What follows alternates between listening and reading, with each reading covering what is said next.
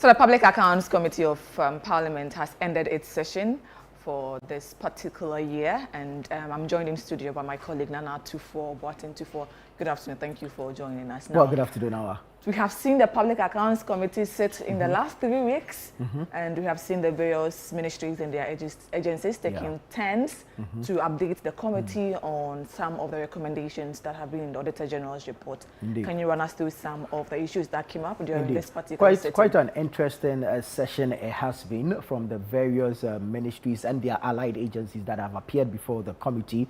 You can talk of ministries such as the Foreign Affairs, under which session or which meeting some revelations were made regarding some unearned salaries. But when probed further, those persons who were receiving those salaries were actually under the employ of national security, and so therefore it goes beyond the ministry. And so the probe actually at a point has to end, because there's not all the information that can be out there in the public. Then, of course, we've seen the Education Ministry, and Education Ministry, especially the last session, which had the Minister Haruna Idrisu, if you like, became somewhat of a policy direction type of session regarding the Students' Loans Trust Fund, scholarships, GET Fund, and the likes. But for the agencies, or if like institutions under the Education Ministry, it was the public universities that really had a number of infractions captured in the Auditor General's report, to which they had to answer to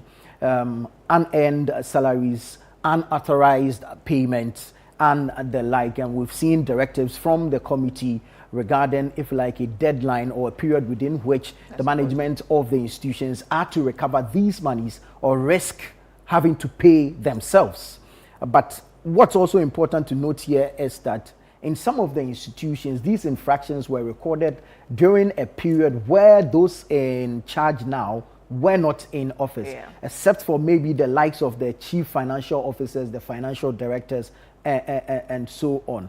Then we can also talk about the health ministry, and of course the teaching hospitals under the health ministry, who faced a number of scrutiny regarding procurement of equipment for their various hospitals. They had a number of questions to answer to. And also within that space, you had unearned salaries, questions on unearned salaries, where there were instances where a staff had died, management had attended the funeral of the staff, made donations to the funeral of the staff, but continued approving the salary of the staff to be paid. And I heard the ranking of the committee say, so you went to the funeral to go and eat, and then you just pay a contribution of 1,000 cedis. Yes, so sometimes you wonder how these infractions are able to continue, irrespective of interventions such as the Public Financial Management Act and the like. But it's important that there's a committee such as the Public Accounts Committee sit and look into some of these infractions.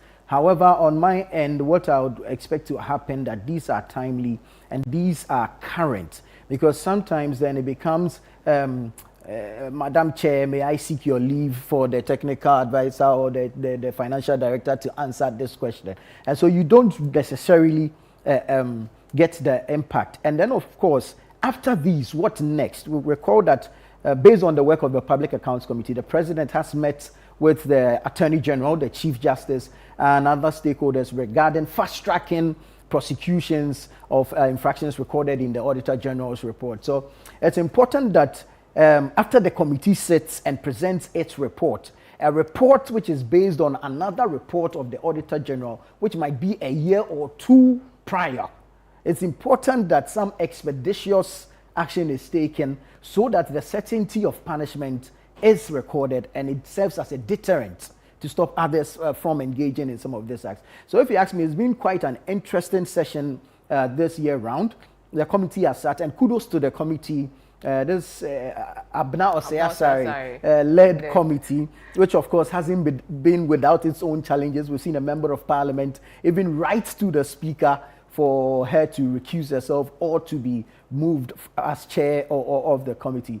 Kudos to her, kudos to the ranking, Samuel Atamils, kudos to the members of parliament who availed themselves to the service of the committee. And then, of course, the various ministries, institutions, allied agencies that appeared before the committee to answer to some of the infractions as captured in the Auditor General's report. But like I'm saying, at the end of the day, if there are to be prosecutions, if there are to be recoveries, they need to be expedited so that same will serve as a deterrent to others who are now in these positions of authority.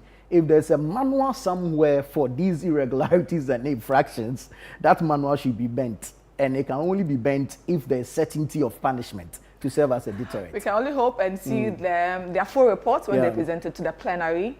I think in the course of this particular session of Parliament. Thank you so much. They say when you and I go and steal, we are thieves. But when the big man at the top steal, is financial irregularities. Thank you so much, Nana Tufo, once again. And this has been our session on the Public Accounts Committee hearings. Thank you so much for staying with us here on Channel 1 TV and on 97.3 CTFM. I am Hawa Idrisu Mustafa, and I was here with Nana Tufo Button. Have a good afternoon.